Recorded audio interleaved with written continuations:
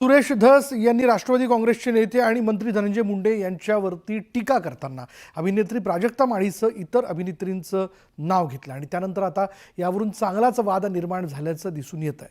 सुरेश धस यांच्या वक्तव्याच्या विरोधात अभिनेत्री प्राजक्ता माळीने राज्य महिला आयोगाकडे तक्रार दाखल केलेली आणि या संदर्भात प्राजक्ता माळी मुख्यमंत्री देवेंद्र फडणवीस यांची देखील भेट घेणार असल्याची माहिती आहे। तर त्यानंतर आता भाजपचे आमदार आणि मंत्री चंद्रकांत पाटील, भाजप नेते चित्रा वाघ यांनी देखील प्राजक्ता माळीला पाठिंबा दर्शवलाय। अनेक कलाकारांनी देखील प्राजक्ता माळीला समर्थन देत सोशल मीडियावरती पोस्ट लिहिल्यात। आपल्या समाजात छत्रपती शिवाजी महाराजांचे वंशज आहोत आपण, तर छत्रपती शिवाजी महाराजांनी स्त्रीचं चारित्र्य तिच्यावर शिंतोडे उडू नये याची नेहमीच काळजी घेतली।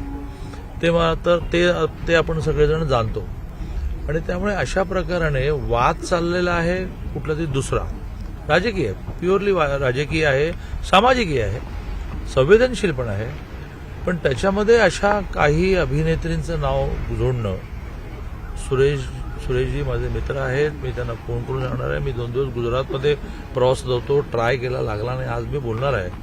सुरेशजी, कोणाही महिलेची एका अर्थाने नाचक्की होईल, बदनामी होईल असं आपण काही बोलता कामा नये।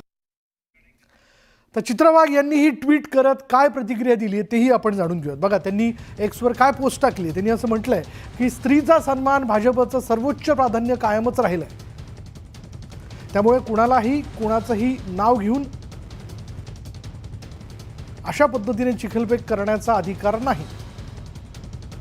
या लढाईत प्राजक्ता एकटी नाही हा विश्वास देते।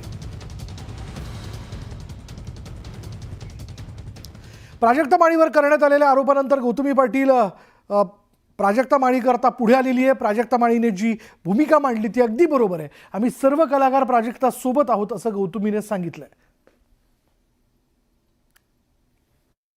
मी पहिलं प्राजक्ता ताईला सांगते की ताई, ह्या गोष्टींना खरंच आम्ही तुझ्यासोबत आहे, सर्व कलाकार तुझ्यासोबत आहे। तू ह्या गोष्टींना ट्रोल जरी केलं तरी लक्ष तर खरंच देऊ नको। आणि आज जे तू काही बोलली मी मगाशीच ऐकलं, तर तू जे बोलली ते सगळं बरोबर होतं आणि आम्ही तुझ्यासोबत आहे सगळं कलाकार।